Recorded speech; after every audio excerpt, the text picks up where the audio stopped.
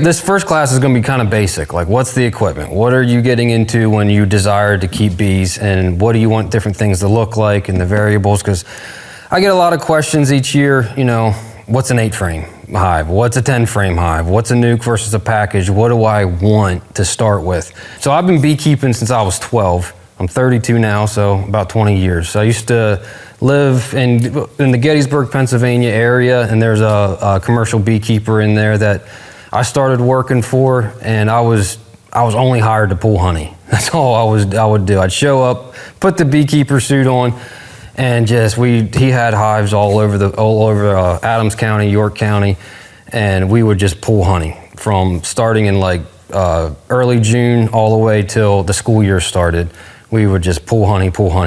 So, and that was, the first couple of years it was a job, but I always loved it. Like, there's something peaceful about beekeeping, and it kept me going, kept me interested. It wasn't, it turned into more of like an obsession, I guess. Like, I found peace in the bee yards. I would love going out there and just learning. And so, yeah, like I said, I've been doing this for 20 years now, and 8 years ago, my wife and I, we moved here to Morgan County. We started out the business growing out, and we were originally called hogback apiaries because we lived over on Pius Ridge, but we moved just in the past year, and Sleepy Creek's in our backyard, so we found it fitting to call it Sleepy Creek honey. So I have, like I said, been doing this 20 years. I have made every mistake in the book.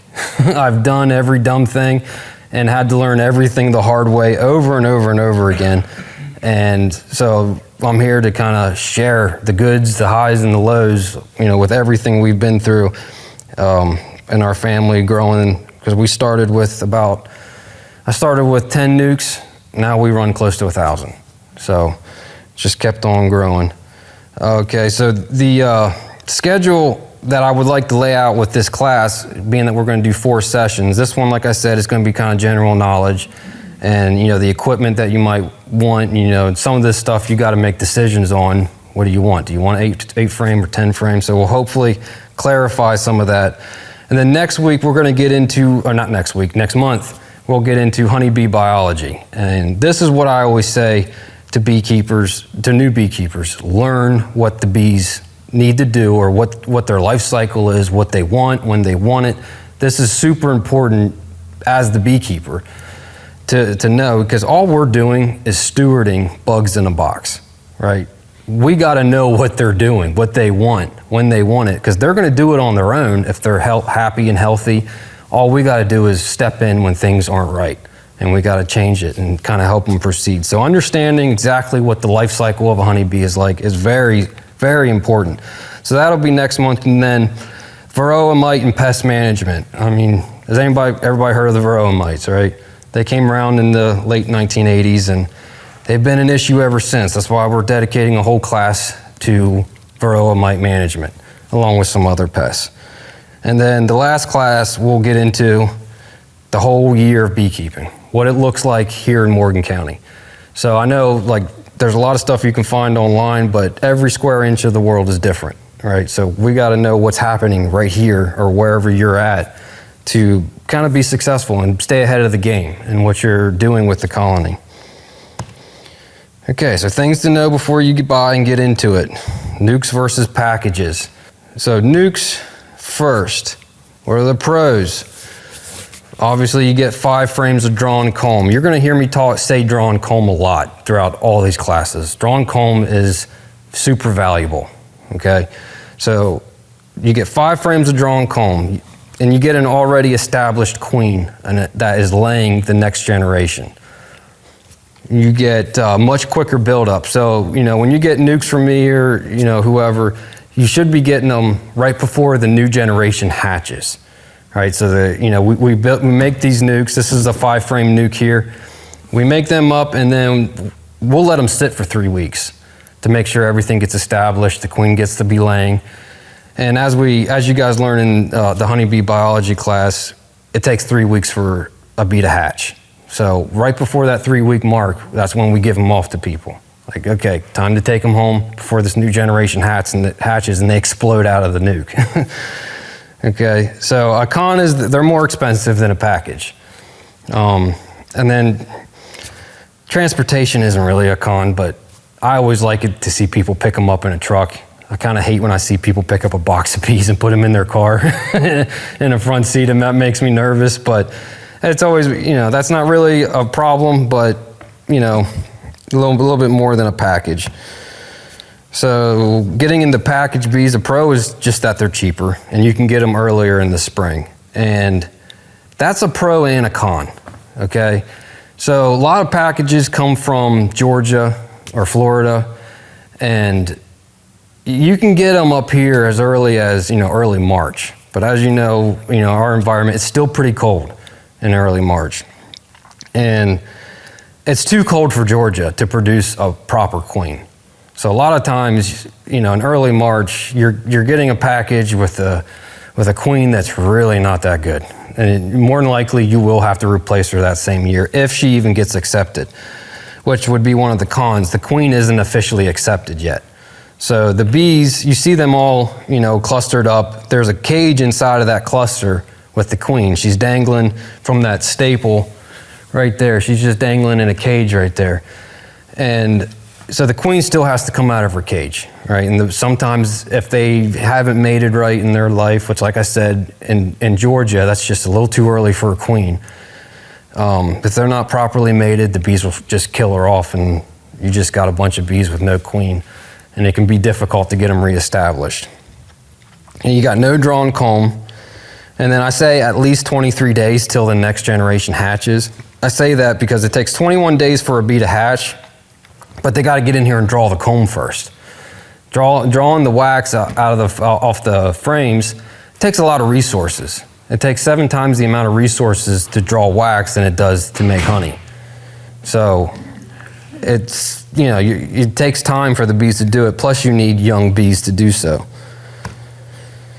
This is something I wanted to let the West Virginia people know. This year in the Panhandle, they're there's this new program that's coming out where they're going to give you money to buy nukes. And it's, I just got the email back. The registration, or what's the word? Registration, I guess, hasn't been officially done yet, but it's going to come out January 8th. So between January 8th, February 2nd, you can apply, and the state will give you 75% up to 2 nukes, and $200 is the cap. So that's just for all West Virginia, in the Morgan County, Jefferson, and Berkeley counties. You can apply for this. So I'll try to remind everybody that in the January time to kind of, hey, get on this if you want. Might as well, if you want to get some nukes, get them cheaper. Which Virginia has done this program for years, and I'm glad to see it finally come here. Okay, so equipment, 8 frame versus 10 frame. Who here has 10 frame already? Yeah, that's all I run is 10 frame. This is a 10 frame box, but we're going to get into the differences. One's not necessarily better than the other. It's just kind of, what do you want? So 8 frame, the pro is that it's a little bit lighter, which would be the draw for some people. When these things are full, they're heavy. And when it's full of honey, like an 8 frame will be 65 pounds when it's plugged out. Which, like I said, so this picture, you see the 2 boxes. That's our hive body, right? This shouldn't be plugged out with honey until late in the season, until fall. So it's not always going to be 65 or 80 pounds. But, in the heat of a honey flow, if you don't get it there fast enough, it could weigh up to that part. And you're always, we'll split them apart and work both sides of it, so you do have to manually move the box. In an 8 frame hive, the bees tend to work that space naturally better than a 10 frame. So what I mean by that is, so with the 10 frame, the 2 outside frames, the bees tend to be slower to get to. It's kind of like the natural space that the bees want to work in is just perfect for that 8 frame space. And then with the 10 frame, sometimes we gotta take them outside frames and shift them in so that the bees actually work them. Okay, but the con to 8 frame hives is it can cause swarming faster. And we'll get into swarming a lot more in the next class and explaining it, but the essence of it is when the bees run out of space, they're gonna leave. Half of them are gonna leave. So, you think about 8 frame versus 10 frame, well, they have a little bit more space in there. It depends, and you gotta make that decision. Like, how proactive are you gonna be with these colonies? I mean, I always tell people you gotta be in them at least once every other week. And the rule of thumb is every 10 days. But once every other week, you gotta get in, make sure things are looking right.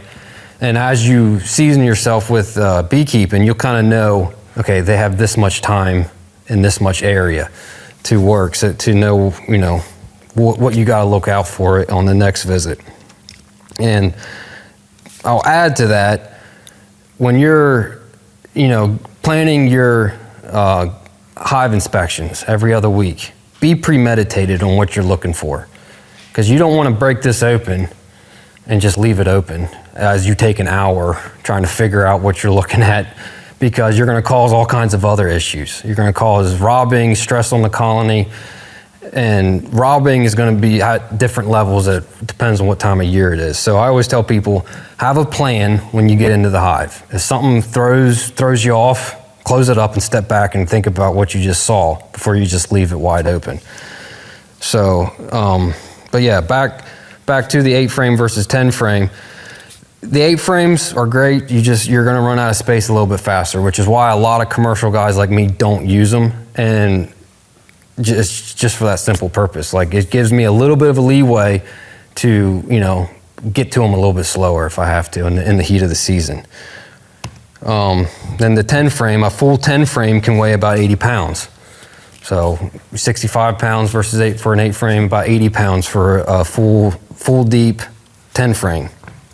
And they're slightly more expensive. Now when I say that, I'm talking like $5 or $6 more expensive. They're not that much more expensive. The boxes themselves aren't really the pricey factor. It's the frames that are inside of them.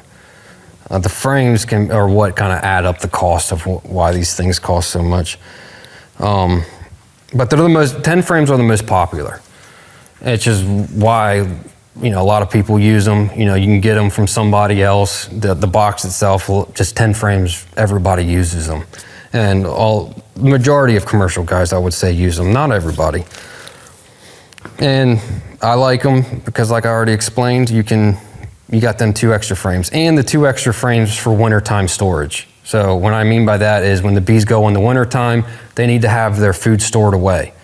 And so a lot of the 3 killers that are going to kill your colony is mites, condensation, and starvation in the wintertime.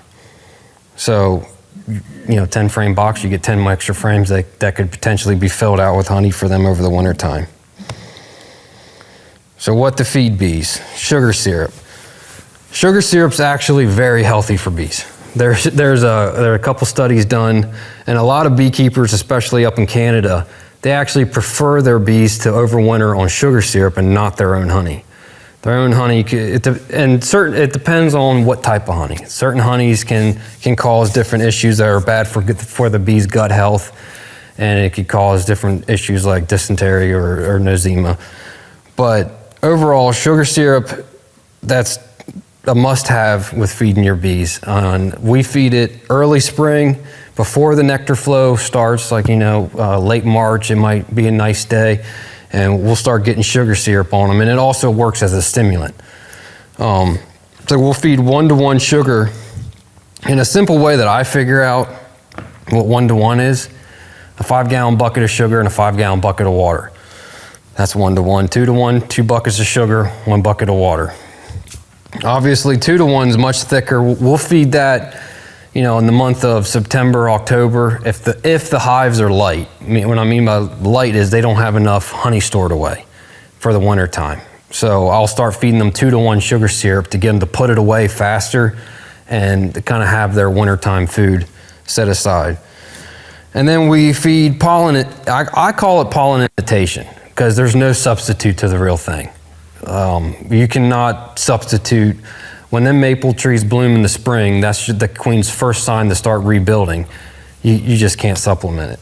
But I do feed a dry pollen substitute in the spring, and I usually feed that right before the maple trees bloom, which is, the maple trees will usually bloom in early March, so I might put it out there mid to end of February, and the bees will start taking it. And the bees will always take the better source first. So they'll take it up until that maple tree blooms. I mean, you could have the feeder full, they ain't gonna touch it. They're gonna go after what nature's given them.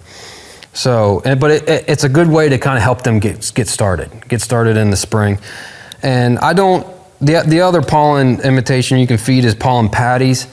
I don't feed much pollen patties because I think a hive will use like 60 pounds of pollen a year. So what's your little patty doing? But there is times where feeding pollen patties can be necessary, but sometimes it can cause hive beetles to really kind of burrow into it. They love eating it, and if the bees don't take it fast enough, the hive beetles just reproduce inside of it, and it's kind of like, why feed it? Especially in our area. We're blessed within this area that we have, once the pollen starts in March, we kind of have like a consistent pollen flow throughout the whole season. A lot of areas, they have, just like the nectar flows, the pollen drops off and there's nothing. So they have to feed patties or more dry supplement than what we do here. We have a pretty steady pollen flow, so I never worry about it too much. And the different types of feeders. That's my son Ezra. He loves filling feeders. So we're talking hive top feeders here. Hive top feeders are my favorite. I feel like they work the best. Bees naturally always want to work up. They don't really want to work out. And the hive top feeders, it just kind of works in with what the bees already naturally want to do. What we use mainly are buckets.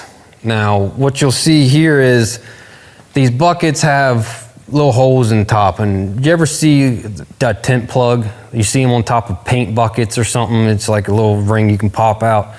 Well, that's what I put inside of these buckets. And I drill little 1/16 inch holes in that tent plug so that whenever I put these buckets, these lids have a little hole there that I pull the cap off the hole.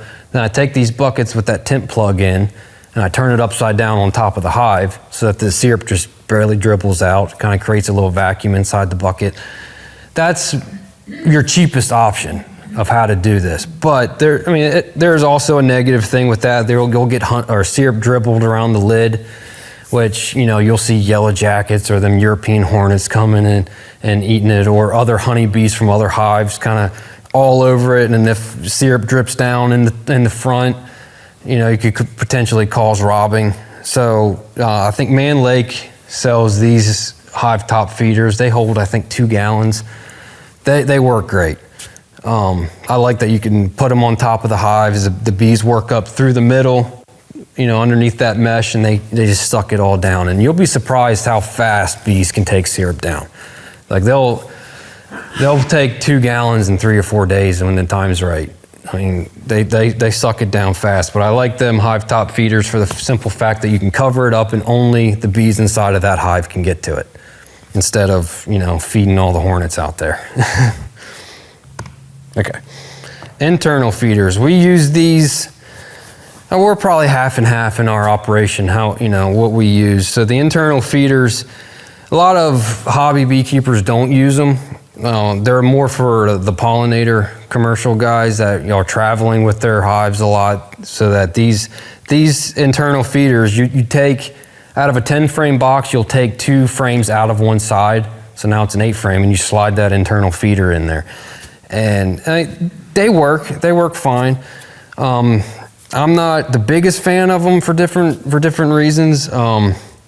Sometimes bees don't get to it fast enough because, like I said, the bees don't really want to go out, they want to go up. But sometimes you can have a lot of drowning bees inside of there. These caps can cause different crevices for hive beetles to hide in. But a pro of it, so like when the temperatures get below 55 degrees, the bees won't take sugar syrup anymore. But the bees themselves put off a lot of heat. So like when this is inside the hive, they can actually keep the syrup warmer longer and take it longer into the season, if you need to. So, and the nice thing is the feeder's inside, it's always there. You never really take it out. and you don't have to worry about it. Whereas the buckets or the other hive top feeders just takes up extra space. Every beekeeper's backyard is super messy because we're just always storing stuff.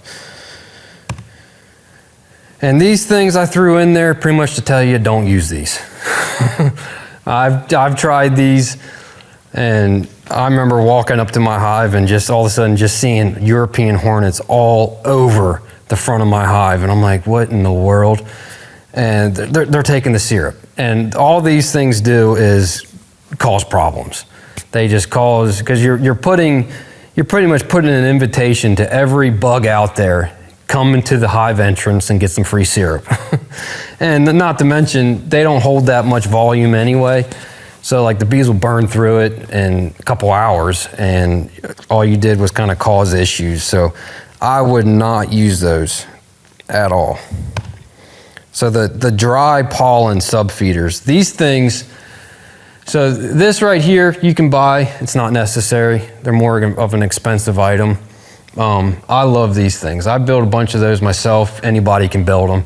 It's just 4-inch PVC pipe with a cap and like a downspout drain on it. And all you're trying to do is put the pollen substitute somewhere that the rain can't get to it. You're just trying to keep it dry, somewhere the bees can get to it. You don't really have problems with other pests trying to destroy it. So when you dump that dry pollen in there, you can see the bees they'll take it down as fast as they can get it in the right time of year. So Ultra Bee from Man Lake, they sell it. Ultra Bee is my favorite, right? There is, I think Dadant has some, but I always recommend Ultra Bee. They have a lot of good ingredients in there, but it's just, you can buy like a 40-pound bag of it, or even small, like 1-gallon buckets of it that you can get. So to bee suits, you can see that's me and my wife in California in the almond grove. I'm a jacket guy. I like jackets. She likes the full body suit. It was cold that day, believe it or not. Super cold out there. But yeah, so I recommend the new beekeepers get a full body suit. But to each their own, you do whatever you want. The negative thing about the jacket is you gotta wear jeans or some sort of pants with it. And you know, with this full body suit here, you can wear shorts. The only thing I recommend is to wear like boots or something to protect your ankles. But I never cared to get in and out of a full body suit. I like just throwing on the jacket and going. And I take the stings. You know, prepare yourself because you will get stung eventually, somehow, some way. It's gonna happen no matter what type of suit you put on. But a full body suit does give you a little bit more protection. Because if you wear super thin pants like these, bees will sting right through them. Smokers, gotta have one. It's probably your most important tool because bees, you never totally know what their temperament's going to be like. I mean, we selective breed our bees upon, you know, mite management, how well did they handle the mites, how well did they do on the winter time, and their temperament. So we don't want crazy bees. But if you need to get into them during the nectar dearth and there's a thunderstorm coming in, I don't care what type of bees you have, they're angry. Like they're not going to be happy you're getting into them. Bees, you'll learn your bees a little bit, when to get into them, when to just let them be, because like you get into them on a bluebird, sunny 75-degree day, the nectar flows on, you can get into them with no bee suit. I don't recommend it, but you can. They don't bug you. They don't care. When bees when there's food, they're happy, and when it's nice out. But yeah, if you have to get into them for whatever reason, always have that smoker lit, always have it going. I always recommend Dadant smokers. They just seem to be the best, but you can buy any smoker offline. I use burlap and pine shavings a lot in my smokers. Not for really any particular reason other than the pine shavings light easy and the burlap keeps smoldering for a while. Pine needles work great. I got away from them. I used to go out to the woods and rake up a bunch. And my wife's grandfather has like a pine grove, and I'd walk in there and just rake up barrels of it. But it really leaves like a syrup syrupy after it burns, and it's hard to get the lid off sometimes. But I know guys down in the South, when I helped a few guys down there, and that's all they would use, because there's lots of pine trees down there. We'd be working bees, and once your smoker's out, you just walk into the woods, grab a handful, shove it in there, and keep moving. So it is free, but I always just go to Tractor Supply. I'll buy a big sack of burlap, and then the pine shavings, like what you would use for rabbit bedding or something like that. Cotton byproducts and wood pellets work great, but the only problem is they work too good. Your smoker will be going for hours. So it depends on how many hives you have, or what all exactly you want to do. I wouldn't recommend putting wood pellets in for just a quick 10-minute hive check, because unless you just want to see it smoke for a while. Hive tools, another must-have. Them hives, this thing, you won't even get the lid off when the bees are established. They propolis everything closed. I mean, you need these things to be able to get the frames out, to pry the stuff apart, to be able to do your job. And you can pick any one of them. Everybody's got their personal preference. I always use this one. I think I get them off Amazon for like $10, but it's kind of like an all-in-one tool, and it's always in my hand. When I'm going through the hives, the guys that I'll have working for me over the summertime, that's like one of the first things. I'm like, don't ever put it down. You put it down, you're wasting time. That's always in your hand. And when you're picking up boxes, it's just always right there in your hand. Or it's either there or in my back pocket. It's just something that a beekeeper always has on them.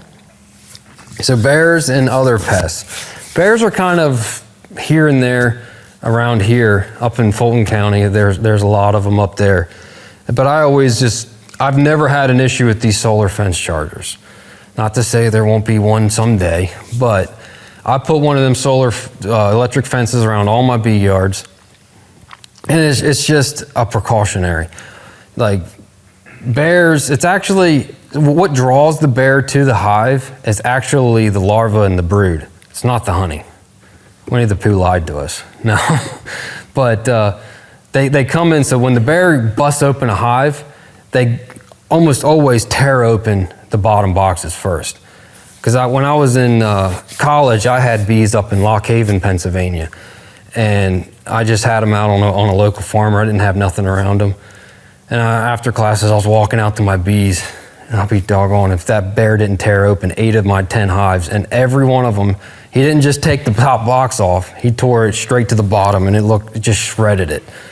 And it's frustrating, because you're trying to keep these things healthy, and the bear just comes in and takes it. So as a precautionary, I recommend just put something around your bees, just to help keep the bears away. Because the problem is, once they get a taste of it the first time, that fence ain't doing nothing. They're going to come through and get it again. So it's just kind of like a deterrent. And once you have it around there the first time, I've never had an issue of a bear trying to go through it to just get it. Skunks can be an issue. So skunks, they'll eat bees like candy. They'll sit there and kind of agitate the front of the hive, and bees will just keep coming out and trying to defend it, and they just keep lapping them up like candy. A simple solution is just keep your hive like 18 inches off the ground, which you can see here, I have them cinder blocks on end with 4x4s. It's high enough. Skunks will still come around. You might smell one occasionally, but what they do is when a bee dies inside the hive, the colony will carry that bee out and throw it out. And the skunk, you'll see bare dirt in front of your hive. It's just a skunk eating up all the dead bees. So they keep it clean. Or if there's bird comb or something, that I'll throw it outside the hive. Then the skunk or whatever, possum, coon will come along and eat it just to keep them out of the bee yard. Wax, sorry, go ahead. What height? What's the wires? What height? The height I usually put my wires is a really simple answer. As high as I can get my leg over. So bears, they're not gonna jump, they're gonna go through. Okay, so typically what I do is this wire here, this second to bottom, is going to be connected straight to the ground rod. And then these 3 wires are hot, so that if that bear tries to go through, he's connected to the ground real hard, and he gets a good shock, just to keep him out of there. And this wire here, I used to put it low all the time for a skunk deterrent, or a possum or a coon deterrent. I kind of actually found that to be a pain because once the grass gets all over that wire, you're grounding it and weakening it, so you're constantly weed whacking. So as over the years, I've gradually kind of lifted it just a little bit higher just to keep my workload down.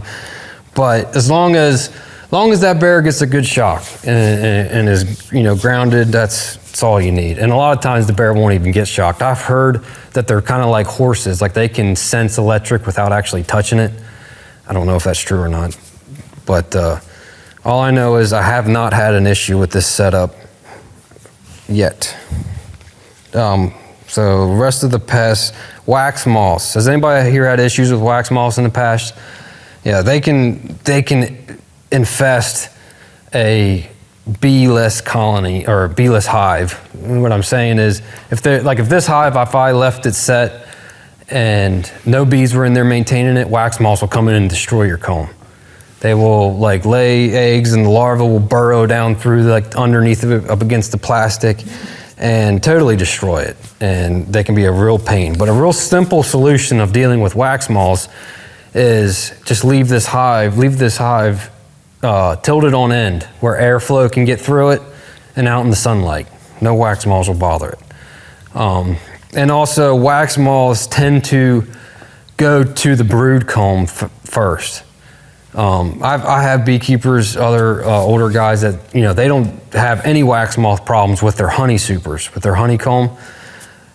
I have in the past, that's why I don't say it, but the wax moths will go after the brood comb first because there's different proteins in the wax. Wax is like a sponge, it absorbs everything. So the brood comb is what the wax moths are attracted to because there's more stuff in there for them to eat. So in your hive bodies, definitely, if say your bees die off in summer or wintertime, something happens, just keep your boxes tilted on their end. That way airflow can go through and keep your comb intact. Hive beetles. So hive beetles aren't the biggest problem up here. So by about 5 years ago, I took a bunch of bees down below Columbia, South Carolina for the winter time, and I was totally unaware of how bad these little things can get. Up here, our winter times are a little bit too harsh for them. You'll see them, don't get me wrong, they're up here, but for them to really cause issues like what you see in this picture, your hive has to be really, really weak, and the hive beetles just be able to run rampant. But they can. What they'll do is they'll lay eggs in the pollen, and then the larva hatches, and then they'll eat pollen and they'll destroy the comb. It'll have a horrible odor to it. And like the bees I had down in South Carolina, I made a bunch of nukes, and there was a few of them that didn't make it when I came back, and I cracked that lid and I was like, oh my goodness, it was disgusting. Them hive beetles just totally took over that nuke and caused all kinds of issues, and your comb's ruined, right? So they can be a pest, and not only the issue that they could cause up here is just unnecessary stress on the colony during, especially this time of year, going into your wintertime months. You don't want to be overrun with hive beetles. You don't need any extra stressors inside of that colony. But like I said, typically that's not your number one battle in fighting those things. This is. Can you explain what a nuke is? I'm sorry. Yeah, no, a nuke is a 5-frame new hive. So that's short for nucleus colony. So, like I said, when my hives are double deeps, and in the springtime they'll start building up, right? But I don't want them to get too big yet, because once they overgrow, they're going to swarm. So my management is to split them, and I'll make nukes with them with the excess, and then that's what we sell off, and that's. Yeah, and then it's got a new queen in it that's already established, so people can take this and start their own hive. But okay, the varroa mite, that's been the issue since the late 1980s. I don't know a beekeeping world without varroa mites. I always enjoy talking to some guys who know beekeeping before they came around. So they were first I think they were first found in Africa, and then they slowly migrated to Europe, and now they're across the whole world. Like Australia was the last continent on Earth that doesn't have them, and they've had them a couple times here and there, and then they would burn the hives to keep them from spreading. But I did hear that they started getting them now, and I think they gave up on trying to keep them out of there. Not entirely sure about that, but yeah, they cause all kinds of issues. Imagine a tick the size of your fist on you, and then like going from host to host to host to host and passing all kinds of diseases. And they'll cause colony collapse disorder, which will be your colony totally absconding the hive, just leaving. Especially this time of year or last month, that when the bees are really getting ready for wintertime, and if they can't, because they got this pest that's just agitating them, they can't get things ready, they just leave. They'll go try to find somewhere else in whatever's going on in their minds to try to get ready for wintertime, but inevitably it'll be their collapse. So this is the biggest issue with honeybees. It's not a natural pest to them. There's tracheal mites, which kind of were more of a natural pest, but these things are not natural, and the bees don't take care of them on their own, and nobody's figured out how to totally kill these things yet. So mite management is a big thing with beekeeping. What are honeybees? They're a colony that lives together and work as one organ. It's just like an ant. An ant on its own doesn't really do anything. But honeybees have this huge workforce, and they all work together in the colony. And weirdly enough, there is no native honeybee to North America. They're all brought over here. So honeybees actually aren't native to this land themselves, but they're super important to our environment. So what to expect your first year? I don't know if you noticed in all this equipment, I didn't say anything about honey extraction.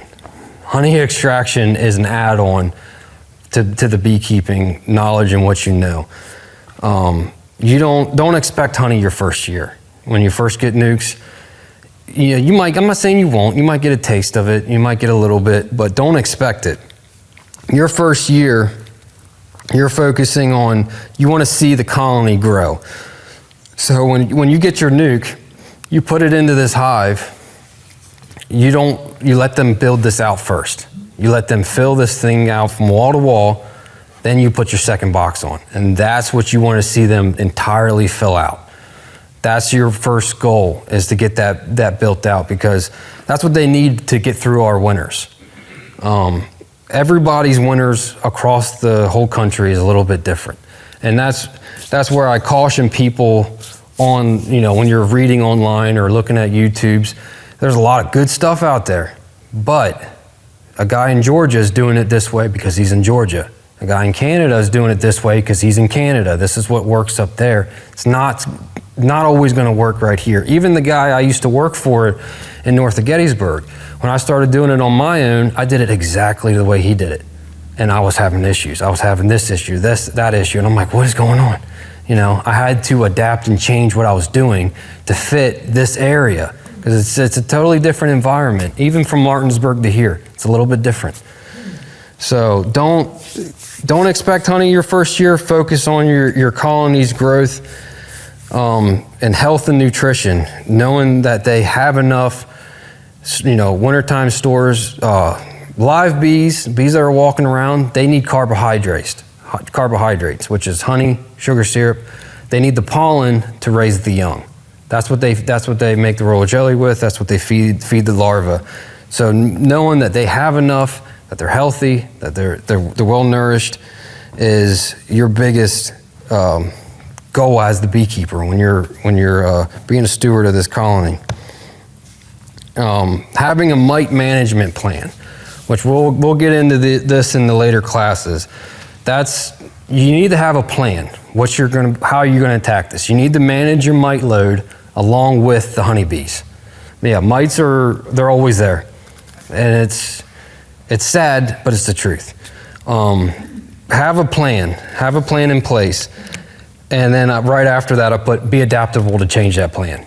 Don't be stuck on one plan, because you got to learn what all the different treatments that are available to us, the do's and don'ts, the temperatures that you can use this treatment at versus this treatment, and be adaptable to change it. Like, I mean, each year I'm changing a little bit of something. This year I had a specific yard in Paw Paw that had stupid high mite load, and I can't figure out how that happened. Right, and I had a lot of colonies there collapse at that one specific yard, and I don't know why. And it's frustrating. I've been doing this for 20 years, and it got past me. Somehow I missed it, and I messed it up. So yeah, being aware of what's happening inside that colony, and aware of the different mite treatments that are available to us, and being adaptable. Have a plan of attack, and if that plan of attack works, great, but be adaptable to change it. And then your first year, feed. So you might get your first hive, and we have a wet year. Like, it's just raining. The bees can't really make honey that well when it's raining, because they pull the nectar, then they evaporate all the water out of the nectar, and that's what makes honey. Well, if there's water everywhere, they can't make honey too well. So always, get your Sam's Club card ready and go buy a 25-pound bag of sugar, because you'll use it. Usually in late July, it really dries up around here. Mid to late July, where what I mean by dry up is where the nectar flow just stops. Like, everything's just dry. You need to start feeding them. And especially your first year, because at that point they may not have this second hive body filled out yet. And you feed them to help them finish that. Like, your second year, you may not have to feed that much. Right, they might be able to, establish it and keeping it up, but being aware of what they need when they need it, which we'll get into with the honeybee biology. Yeah, so bees naturally want to work up. That's just the way they do things. Like, there's another thing called a top bar hive. To be honest, I don't understand it because bees don't want to work out. They want to go up. That's just, they kind of just work up the middle and back down the sides. That's just what they do. So getting the bees to go up is not a problem. Getting them to go down, it can be, but there's a simple solution for that. So like, a lot of times after your first winter, all your bees will be in your top box, but they just won't go back down. And I've actually made the mistake of thinking, oh, they'll figure it out. And then I come back and hear the hive swarmed off on me. Well, a real simple solution that for some reason I didn't think about is just turn the boxes around. Just take the top box, put it on the bottom, and bring the next one up. And just because they'll just keep working up. And if they do that again, just flip them around. It's not hard to get them to go up. It's like I said, the biggest thing with this being, say you start with a 10 frame, is they might, you put the 5 frame nuke in the middle. They might work at, the outside 2 frames, but you might have to take the far outside ones and turn them one end so that they finish filling them out. So that's the only kind of negative thing with a 10 frame, but overall, I believe they're better, but to each their own. You can't go wrong with an 8 frame or a 10 frame. Yeah, absolutely. A big thing is don't give them too much space that the colony can't handle, because they will regulate the temperature inside this colony. So if you give them too much, especially in colder weather, springtime, like you get your nuke and we still have cold nights, and you give them all the space, then you throw in a second box, they can't maintain that climate inside of there. And then not only that, but maintain it from pests. So wax moths could get up top, or even mice. Mice can be a real pain sometimes. They'll get up in there and build a nest. And even with the colony in there, somehow they'll sneak past them and build a nest up in there. But yeah, definitely let them go wall to wall. What I tell people, let that fill out, then add your second box. And not just go wall to wall bees, but let them start drawing the comb out. So what you get in these, which I can show you quick, this is what your frames look like when they come new. Just plastic with a beeswax coating on it. And I got one in this hive, maybe. This is what it looks like once they draw it out. Okay, so you want to see the bees working the frame and drawing the comb out before you add the second box. Because what they'll do is they'll be wall to wall, and then you put that second box on, then all of a sudden they'll go up and just leave them frames bare still. They won't finish drawing the comb on it because they just want to go up. That's just how they want to work. So let them really fill it out. And it takes a little bit of time. Sometimes, with a good nectar flow, they can draw these out quick. But like I said earlier, it takes 7 times the resources, 7 times the amount of nectar coming in to draw comb than it does for them to make honey. So it takes a lot of resources, and only young bees draw the honey too, or draw the comb. So the young generation has to be healthy, has to be there even to really draw combs. And that's another negative thing with a package. You don't know the age structure of them bees. So you might dump the package of bees in there. It could be all old bees and they're not really drawing comb right, or they're drawing it out weird. It's not even gonna work anyway. And you gotta kind of tear it down and let them restart. So it can be a struggle to get a package started and going. The only time I would say, sure, get a package is if you already have boxes full of drawn comb to where they can get in there and immediately get going. Other than that, it's just way better to start with a nuke. 2 to 3 weeks, sometimes. That's a question that can vary a lot too. So like I said, when you get a nuke, what you'll typically get is 2 to 3 frames of capped brood.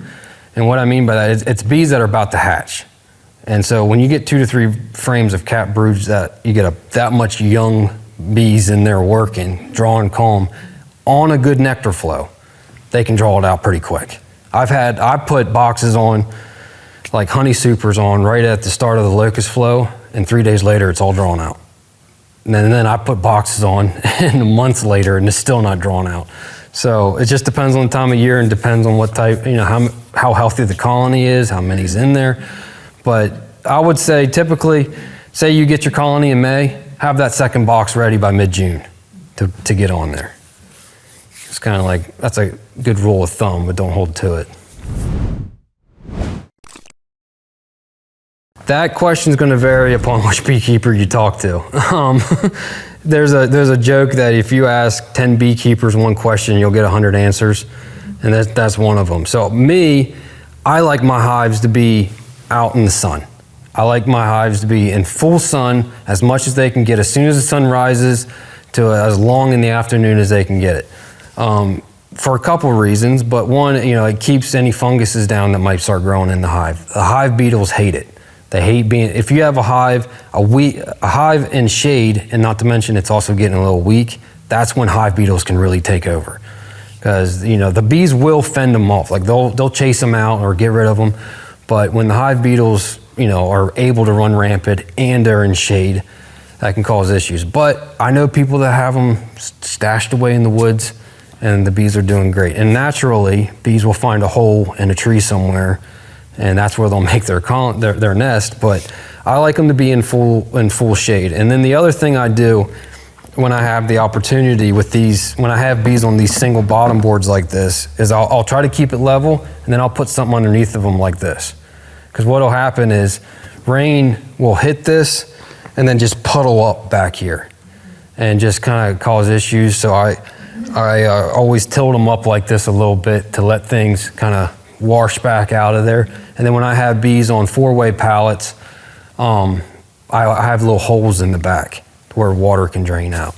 I think you can see here at this bee yard, most of my hives, they're not all perfectly flat. That's not necessarily necessary. I just like to keep the rain and the snow out of there, and the bees will fix it. But most of them, you can see they're not flat, but they're all tilted forward a little bit. But yeah, and then keeping the wind off of them in the wintertime, which is also why I like to keep them. I always, when a landowner asks me about putting bees, my first thought is a southern facing wood line, so that the wood line can act as a windbreak, and then the sun rises in the east and just kind of stays on them most of the day until the end of the day. So what that third box is, in them pictures, that's what I'm making honey in. So Bees will store their honey up top and work down. The reason why I didn't really get into that yet is because you're not worried about that your first year. But when you see me stacking, I mean, in the dead of the nectar flow, I might have these stacked four high. When I say 4 high, it's actually 6 boxes. Yeah, the bees, that's all for honey. That's all where the bees are going to store their honey. And whenever we go to pool honey, we chase the bees out of there with a fume board or a bee escape, and we pull the top boxes off. Because we make sure our queen stays in these 2 boxes. And there's queen excluders, there's a bunch more equipment you can get into with honey production. And there's kind of like a whole nother science behind it. It can be as complicated or as simple as you want it to be with honey production. But that's just how we do it. Every beekeeper has their own method of how they make it, but this is just how you get the cleanest honey, is just get your honey supers up top ahead of the nectar flow, and the bees will naturally want to store it away up there. You know, usually when we go to pool honey, we'll use a fume board, which you spray this thing, it's got a horrible odor to it. I don't use it too often, and then you just set it on there and the bees will just run out of it. It'll be packed full of bees. Otherwise, if you pull it off and we take it home, we'll have bees all over the shop. It'll be nuts. But yeah, I mean, on a good healthy colony, that'll be wall to wall with bees. And you know, up in Canada where they have further north you go with a higher water table, the more nectar comes off, right? So up in Canada and in the Dakotas, they make an insane amount of honey, and they'll have them stacked 10 high even. I've seen pictures, and it can be a crazy honey flow. Most times they put them on one at a time. I put them on one at a time, mainly because I save my comb from year to year. So when the bees draw it out, we'll extract the honey out of the comb, but I keep the comb intact. So I don't want wax moths getting to that comb and destroying it before the bees can get to it and maintain it. So I put them on one at a time. As that one gets filled, what I'll do is I'll lift that 3rd box up and then shove a new one underneath of it, and they'll just work it. Or sometimes I just stack it right on top. It all depends on what's happening and how fast it's coming in. It's called bearding, and bearding, it is a healthy thing for the bees to do. It's kind of like, I shouldn't say healthy, but it's a natural thing for them to do.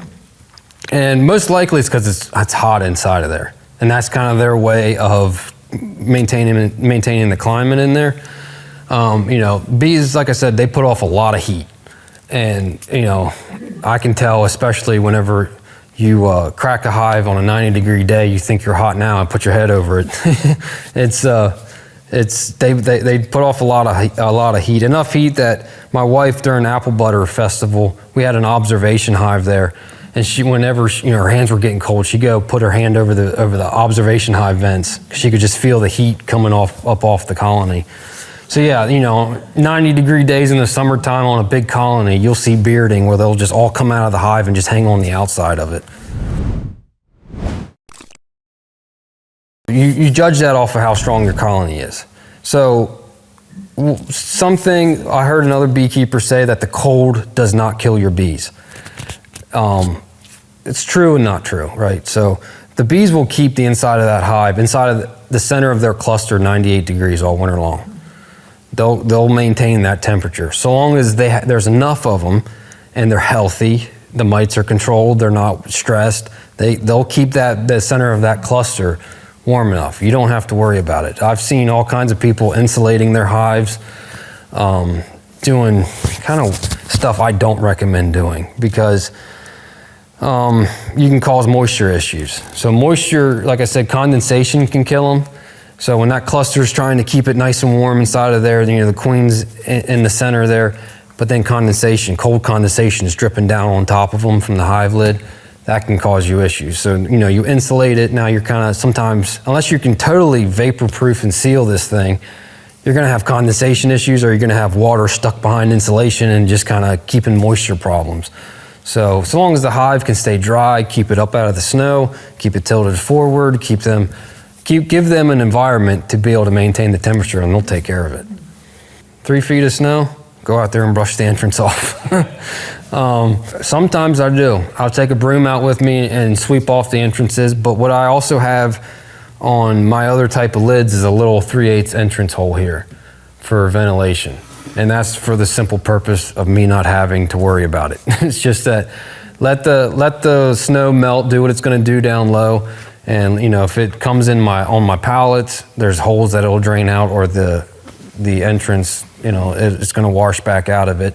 But they still get air up top through the ventilation hole. My son picked a color.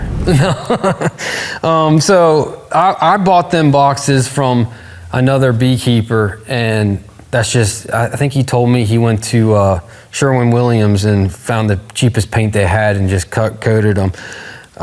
Some beekeepers say it can be, bees like pastel colors, right? They like flowers. And when a queen is coming home from her mating flight, she can find her home easier by associating color. And other bees as well can associate with color better.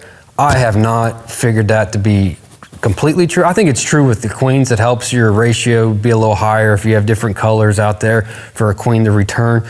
But for all the other bees, I mean, you could have hive stacked, all same color. They still know where home is because of the pheromones that they smell. So we started wax dipping our boxes last year. I just think it looks cool. And it preserves the box for a lot longer, pushes all the air out of the wood and replaces it with wax. And the bees love it, so that's what we've been doing. But you can paint them any color. Obviously, I think the majority of them are white. That's what most commercial guys do, is a white color. And they say white would be for heat purposes. You don't want to paint them black. And red's not the best color either, because bees can't see red. So I don't know. There's a bunch of theories behind it, but that's why I kind of don't get into talking about it, because it's not really 100% proof to any of it. The only thing that is true is bees tend to like wooden boxes. Like, they do make plastic, but bees, they like wood. They just do better in wood. That's been my experience. I've tried the plastic ones. I don't recommend them. Obviously, they'll last forever, but bees just don't take to it. They like that it's wood. It's got to be wood. But these things, obviously, you could build yourself. You can paint it whatever color. And really, the only reason I can find the painting them or doing anything is just to preserve them. I mean, without wax dipping them or painting them, you got 4 or 5 years max before the thing starts rotting out, and you need to replace it. With this is paraffin wax. We just heat it up in a barrel and then dip it for 4 minutes and then pull it out, and it's done. And I got into that because I got sick and tired of painting boxes. That's pretty much why. It can be a big chore when you're painting 400 boxes at wintertime. Like I said, I just started this last year. They say you can get 20 years out of it. Obviously, I don't know that for sure yet, but I'll let you know when the 20 years is up. But that's what they say. So I'm on the countdown testing that theory. That's gonna vary a lot. Like, you can build this box like that, and that's how I got started. I used to be an electrician for 10 years. I raided the dumpster of every construction site I was ever on. I was building boxes out of OSB, out of every piece of pine board I could find, and just to save some money. So yeah, you can build these boxes. The frames you can't really build, but you can figure out something. It just depends on how perfect you want everything to be. But these things, I think the boxes are about $55 to $60 a piece with frames. And then your lids usually 25 to 30, and I think 20 to 25 for the bottom board. You'll need 2 boxes. Then the bee suit, you could spend $100, you could spend almost $300. Depends on what type you want. And then that's your most expensive, other than your nuke.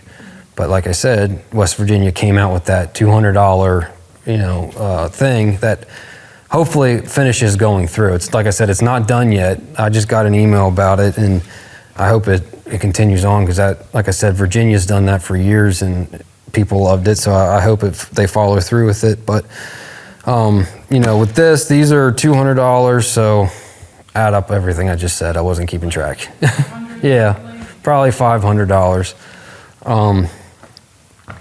That gets you started and going. And like if you can keep your bees alive, that one, like I said, I started with 10, and now I'm where I'm at. I've lost a bunch in between, making every mistake imaginable, but hopefully with these classes, I can help avoid people from making the same dumb mistakes I did.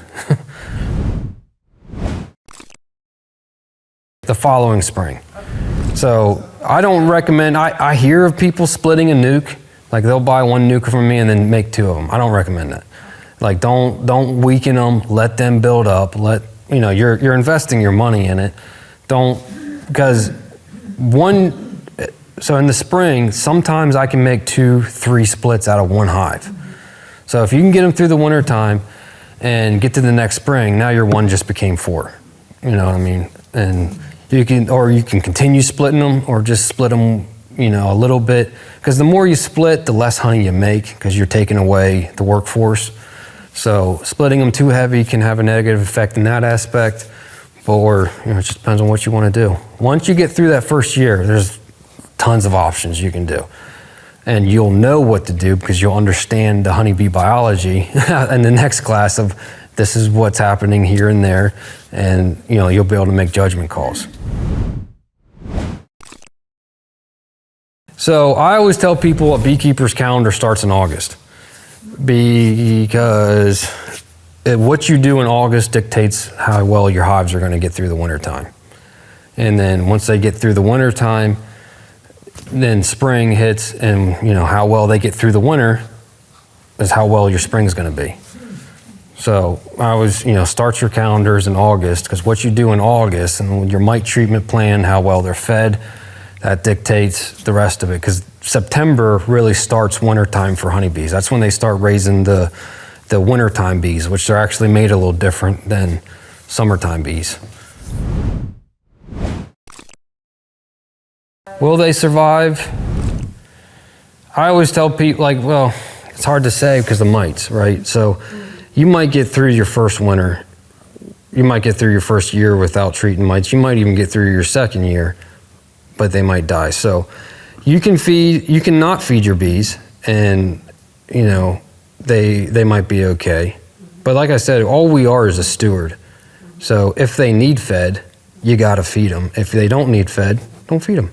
And so what time of year it is and what they look like. So say it's July and maybe this queen died off in June, or she wasn't doing her job and you had to replace. So when you had to replace that queen, now you just set them back a little bit, and they still got to get this second box full, but it's late July. There's no nectar flow.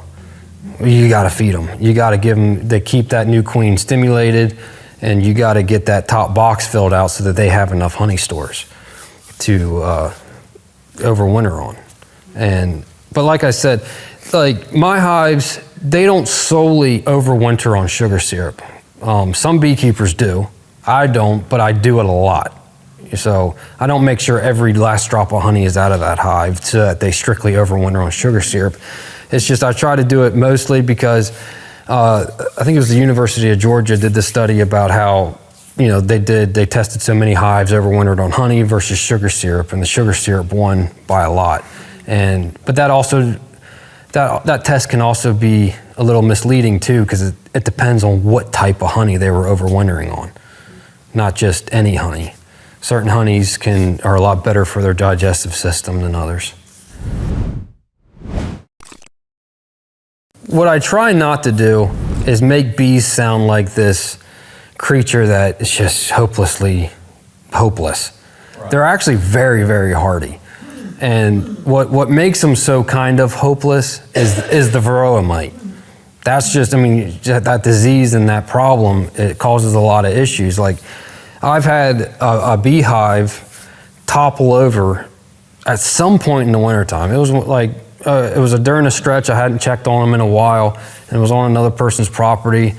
And I was up there, so I just walked back to the field, and I remember there was snow on the ground and saw hives totally toppled over. I'm like, oh shoot. So I walk up there thinking it's gone. No, them bees are still in there, dead of winter time, snow on the ground, they're still keeping it warm. It's keeping it hardy. So they're incredible creatures, and they can really withstand a lot. And a little bit of moisture is not a big deal, especially in the spring, summer, fall. The bees can handle it. A strong colony, free of mites, or I shouldn't say free, but low mite counts. I mean, they can make over 200 pounds of honey a year.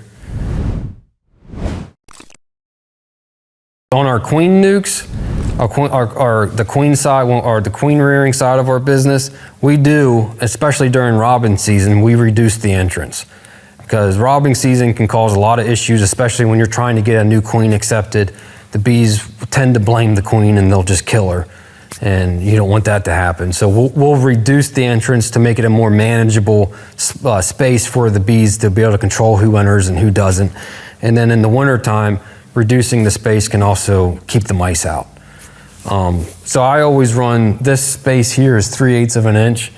Some guys run 3/4 of an inch, but I've noticed when you run 3/4, especially over the wintertime, mice just shoot right in there. 3/8 of an inch, I don't have near the mice problem. Like, I know a mouse, supposedly, if they can get their nose in, they can get their whole body in. But 3/8 of an inch just seems to be a little bit too tight for the mouse to easily get in. So I don't reduce the space over wintertime on a full hive. Like I said, the only time I reduce the space is on our queen nukes during robbing season, but also it won't hurt to just do it anyway.